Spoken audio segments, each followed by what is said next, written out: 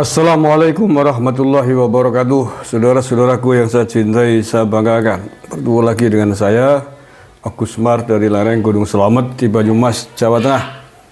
Hari ini Sabtu 7 September 2024. Saya mendapatkan kiriman lebih dari satu orang yang menanyakan dan meminta untuk dikonfirmasi bener apa enggak gitu. Terkait apa? Terkait hari ini, sejak kemarin ya sampai hari ini, itu Lazisnu, Lembaga Zakat Infak dan Sodakoh Nahdlatul Ulama, departemen di bawah lingkungan Nahdlatul Ulama di bawah organisasi NU, Lazisnu Pusat, sedang menggelar acara Rakernas, Rapat Kerja Nasional. Nah, yang diributkan apa? Masalahnya apa?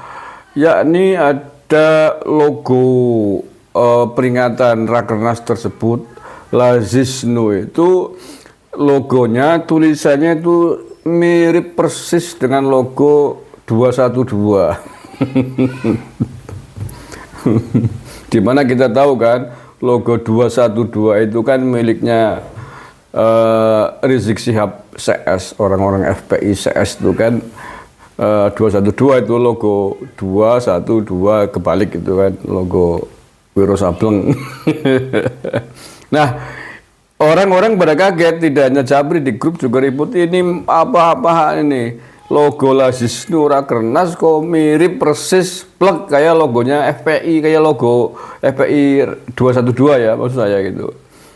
Yang biasa dipakai pada saat reuni 212 itu. Angka 212 dibalik gitu, persis sama tuh. Oh ya benar, saya lihat betul ya. Bahkan itu pada saat acara pembukaan kemarin ya, 6 September, di mana Gus Yahya Khalil Stakuf, Ketua Umum PBNU, sedang memberikan pidatonya pada saat pembukaan.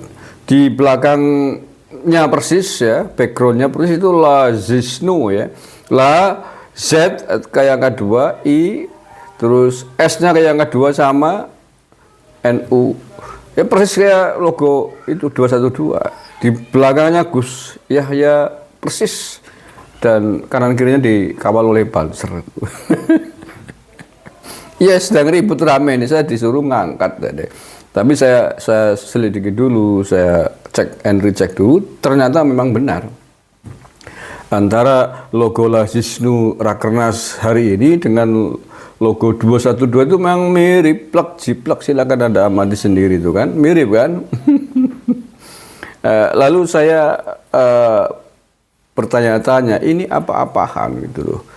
Apa hubungannya Lazisnu dengan gerakan 212?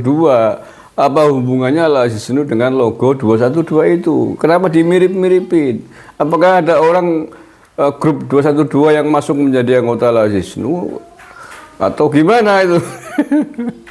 Nah, setelah saya cek, saya buka-buka jejak digital, ternyata memang ada hubungannya ini.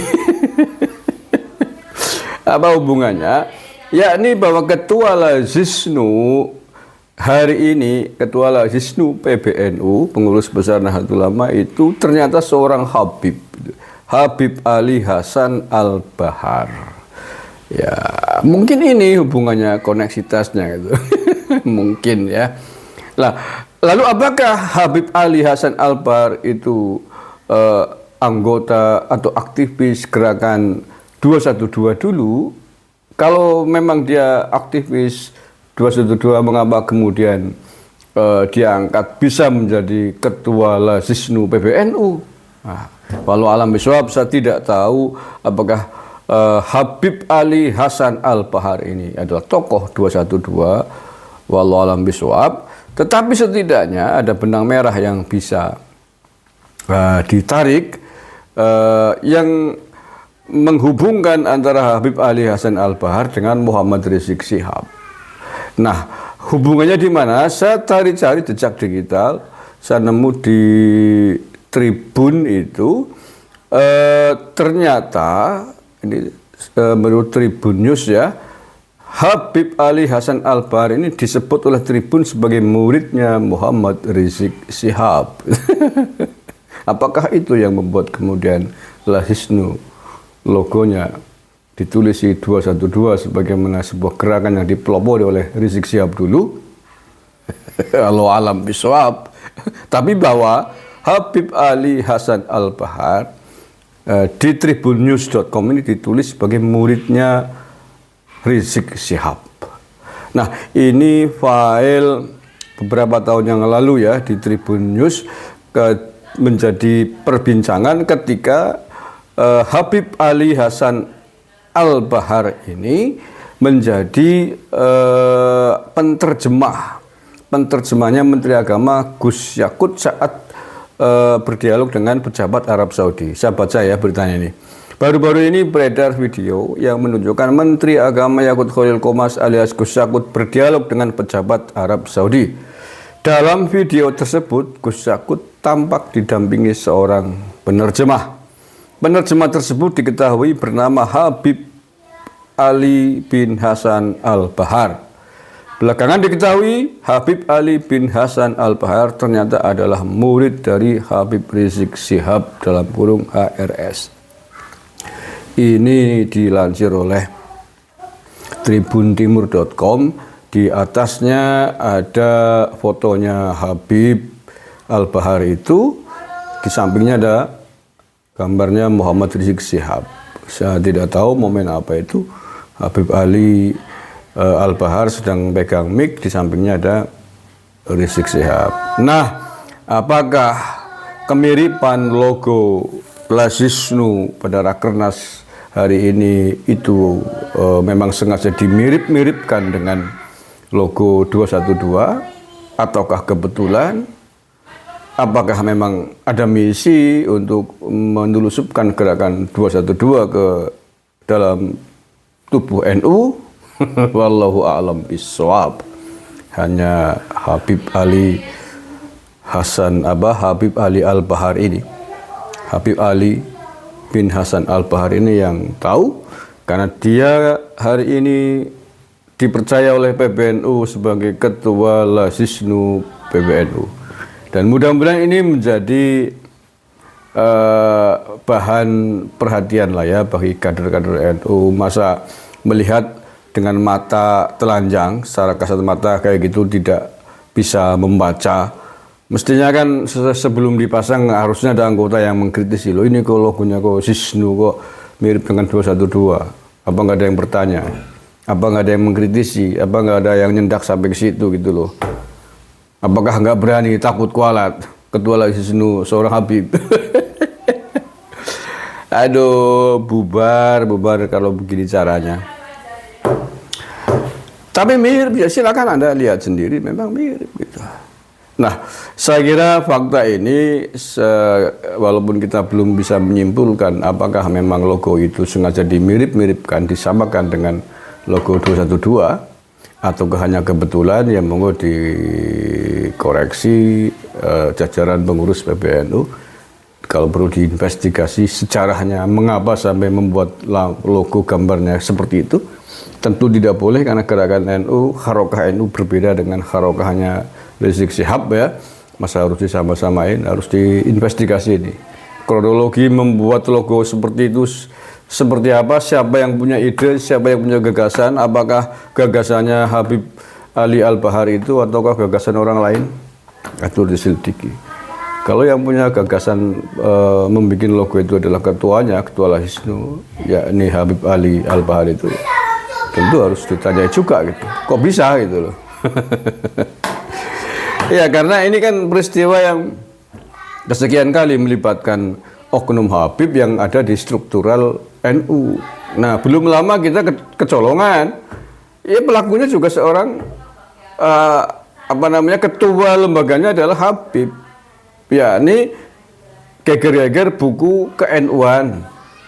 Yang di situ tertulis sejarah NU ada peran seorang oknum Habib Sabah Hasim bin Yahya Pekalongan, yang di situ dimasukkan sebagai orang yang ditulis ikut di balik layar mendirikan NU atas restu dan perintahnya kepada Ki Haji Hasyim Asy'ari yang menerbitkan RMI PCNU Kabupaten Tegal, Jawa Tengah.